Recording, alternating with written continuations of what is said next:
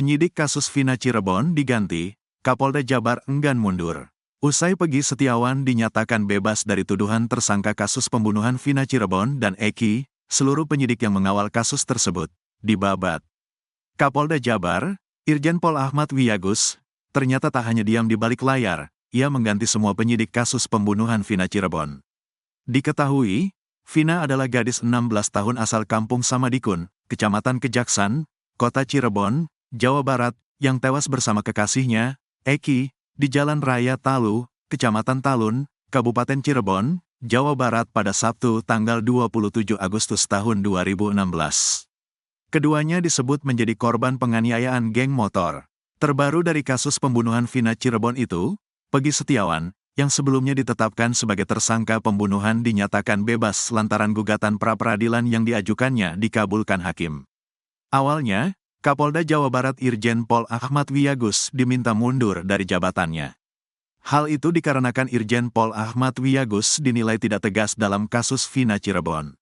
Ia tak pernah muncul ke publik, bahkan setelah tim kuasa hukum kalah di pra-peradilan, ia juga tak kunjung memberikan keterangan. Permintaan agar Ahmad Wiyagus segera mundur ini disampaikan oleh mantan Kabareskrim Komjen Pol Susno Duaji. Alih-alih mundur dari jabatannya, Ahmad Wiyagus rupanya membuat langkah lain. Ia diam-diam mengganti semua penyidik lama di kasus Vina Cirebon dengan penyidik yang baru.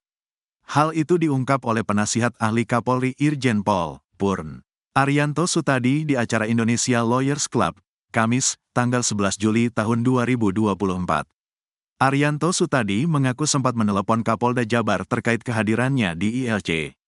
Kepada Arianto, Irjen Pol Ahmad Wiyagus mengaku sudah membersihkan penyidik lama di kasus Vina Cirebon. Siap dan, penyidik sudah saya ganti dengan penyidik yang bukan dulu supaya tidak masuk angin, itu omongan Kapolda, kata Arianto Sutadi. Komentar menohok Mahfud MD saat polisi tangani kasus Vina Cirebon. Ex-Menteri Koordinator Bidang Politik Hukum dan Keamanan, Menko Polhukam, Mahfud MD menilai polisi serampangan dalam menangani kasus pembunuhan Vina dan Eki di Cirebon, Jawa Barat. Sebab, kasus yang terjadi sejak 2016 itu tidak langsung dilanjutkan proses penyelidikan dan penyidikan, setelah sidang terhadap 8 pelaku selesai digelar. Polisi baru mengusut kembali setelah publik menyorot kasus tersebut karena muncul film yang mengisahkan peristiwa pembunuh Vina dan Eki.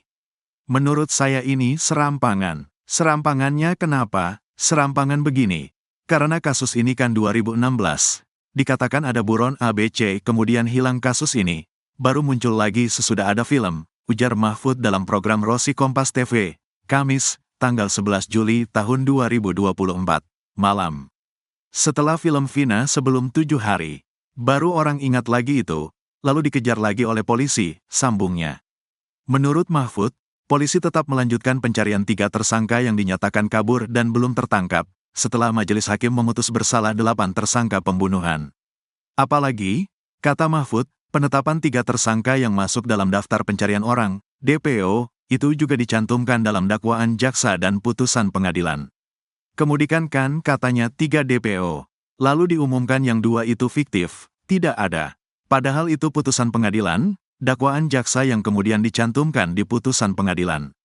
Di dalam proses persidangan itu disebut, ini kan serampangan namanya, kata Mahfud.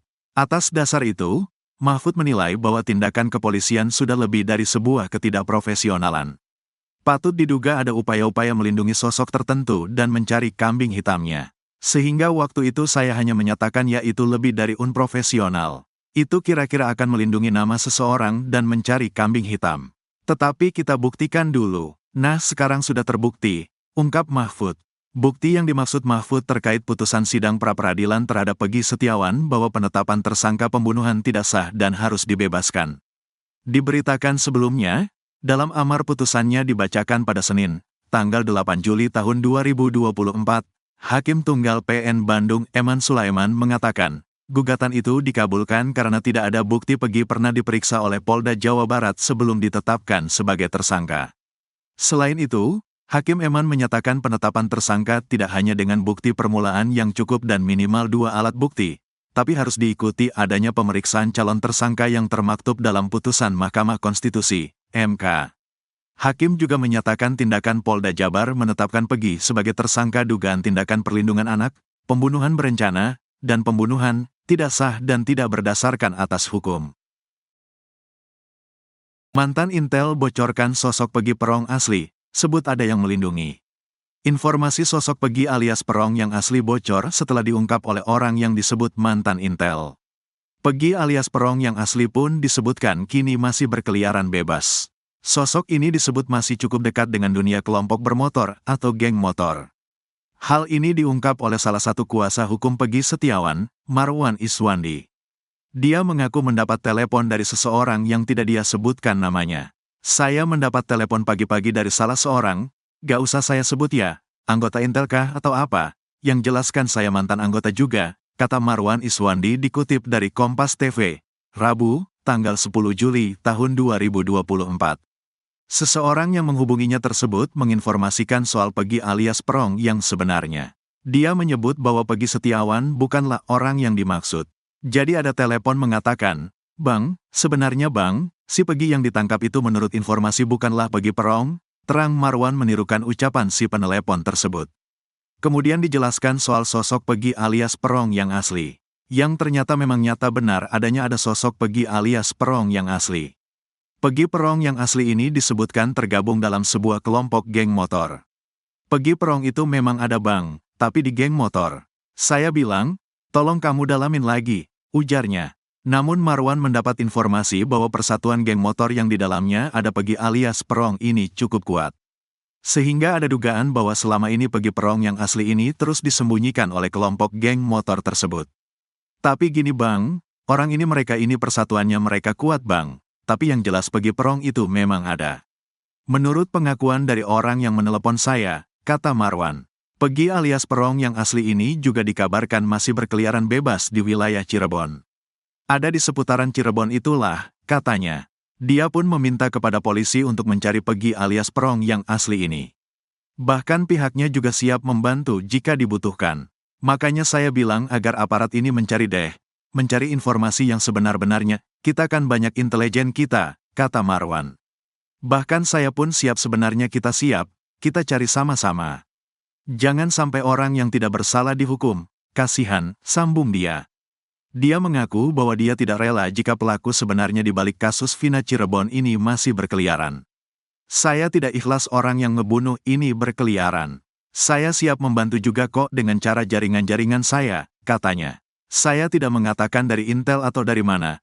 Makanya saya bilangkan karena background saya tentara, ya mungkin adalah teman-teman Intel dan segala macam, kita cari informasi sebenar-benarnya, sambung Marwan. Diketahui, kasus Vina Cirebon ini menjerat kuli bangunan sebagai tersangka yang bernama Pegi Setiawan setelah kasus ini berlalu 8 tahun. Pegi Setiawan ditangkap setelah kasus tahun 2016 itu viral ketika diangkat menjadi film horor.